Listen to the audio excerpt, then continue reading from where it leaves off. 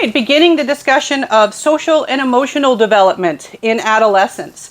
And just a quick reminder to students who are watching this video as part of my lifespan developmental psychology class.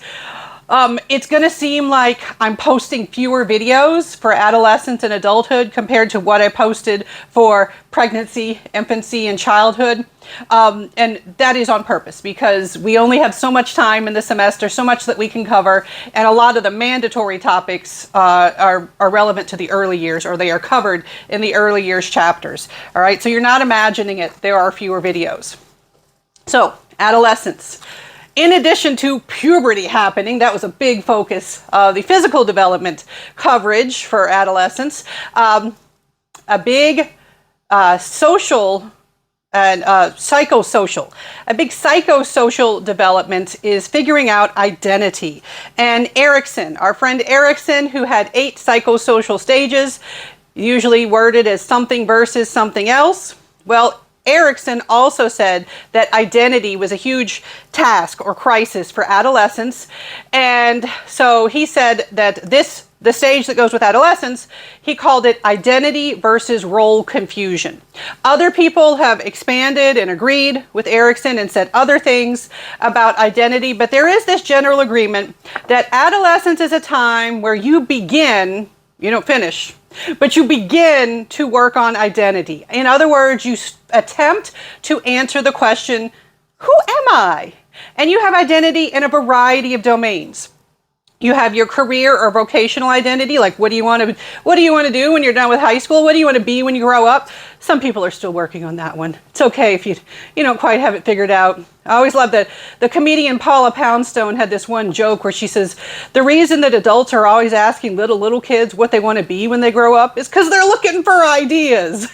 And that rings true. The older you get, you realize, a lot of people are not certain about what they want to be when they grow up, even if they've already grown up. So that's one aspect of identity. You also have political and religious identity, sexual identity, gender identity. There are lots of aspects of the self where you're trying to figure out what type of person do I want to be? Am I trying to become? What are my goals for life? And one thing that we do see is that some adolescents, they deeply care about this and they're working on it. They're trying to figure it out. Other adolescents are kind of apathetic, and they're like, whatever. Hey, what do you want to do with your life? Stuff, I don't know. All right, so if you are not working on it, if you don't seem to care, if you seem apathetic, that's fitting more with role confusion, whereas if you're working on identity, you are trying to figure things out. All right, now, Erikson did talk about identity as something that you worked through during adolescence, but we have now recognized that many people are still working on identity into emerging adulthood. That's from about age 19 to 25 or 26, and even beyond that. And so now we've recognized that you should have like an extended identity phase, essentially. But we certainly agree, you certainly start thinking about it in adolescence. And with identity, another person who has studied identity development is Marcia. It may be pronounced Marcia now that I think about it, but my professors pronounced it Marcia. When you make videos, you get a little paranoid, like, have I been pronouncing it wrong this whole time? It's possible.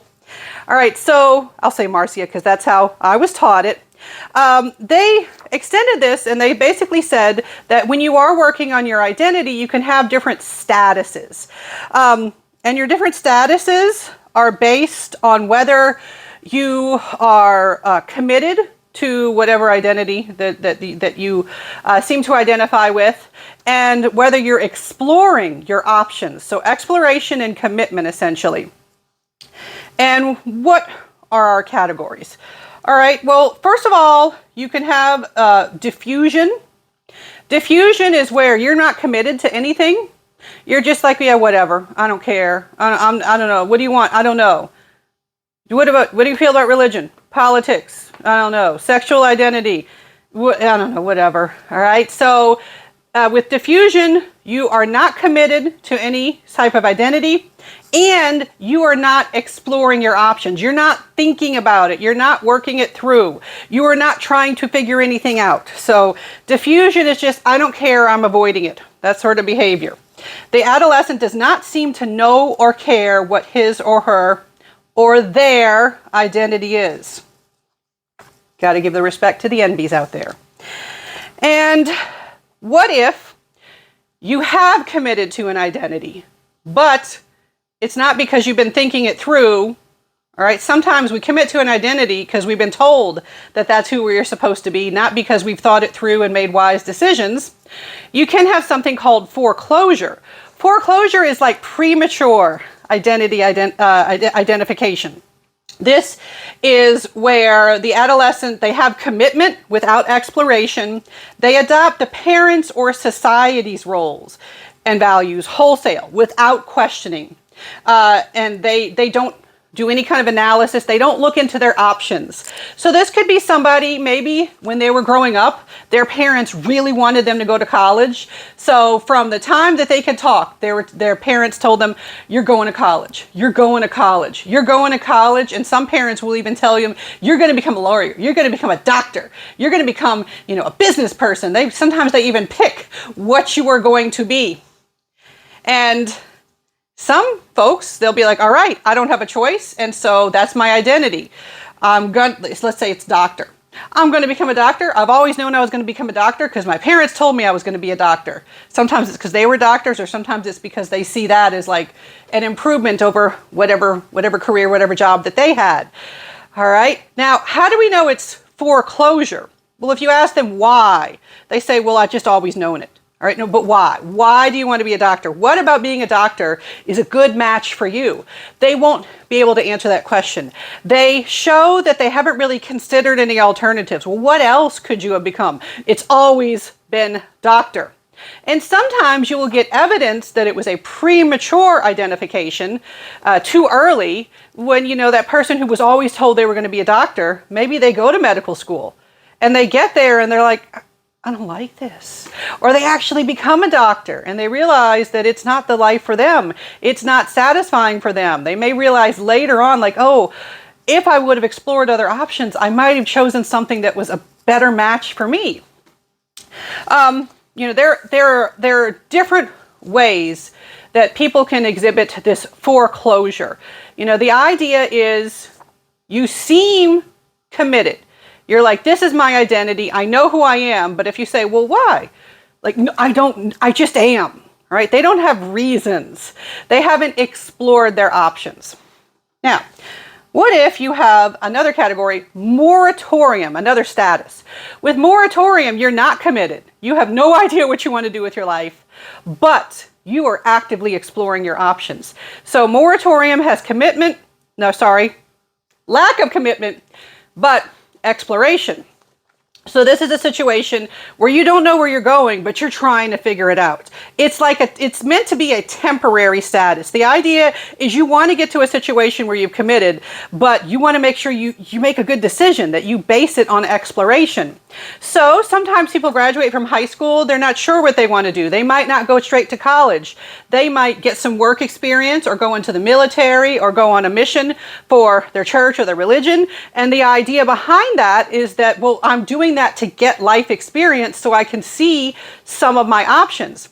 Sometimes you'll meet somebody who they have a full-time job, but they don't consider it their forever job. They're like, okay, well, obviously I need money. I need to be able to pay rent. So I took this job being, the manager at Starbucks. Nothing wrong with being a manager at Starbucks. If you were a manager at Starbucks and that fits your abilities, I have tremendous respect because that's a difficult job.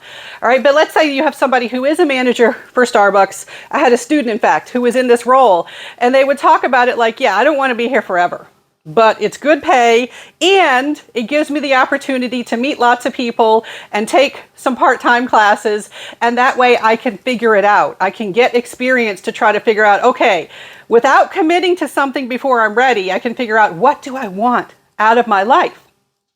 So the idea with moratorium is you are trying to figure it out, but you're not ready yet. You are not there yet.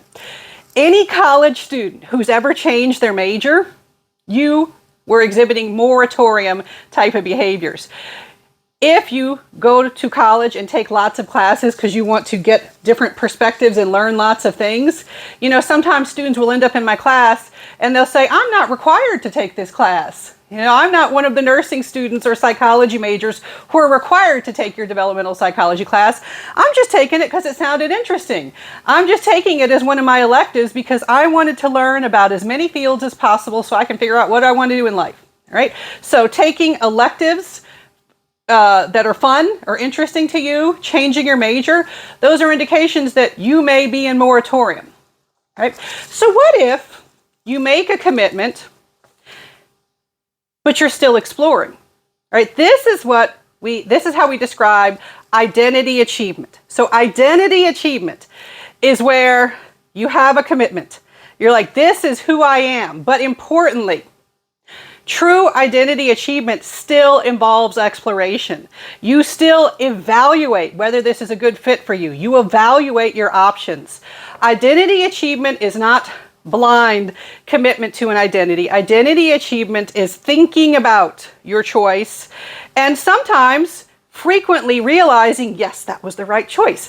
I've been considering, I've been exploring, I've been weighing my options, and I realized this was the right choice for me. All right, so that's what identity achievement looks like, not just according to Marcia, but other theorists too have used that conceptualization of identity achievement. So identity achievement involves exploration and commitment. All right, now, always got to check the notes to make sure I did not forget to say anything. All right, so that's going to end the video on identity in adolescence. And then next video, we're going to talk about some family stuff. You still have parents when you're an adolescent. It makes things difficult, or for the parents and the adolescent.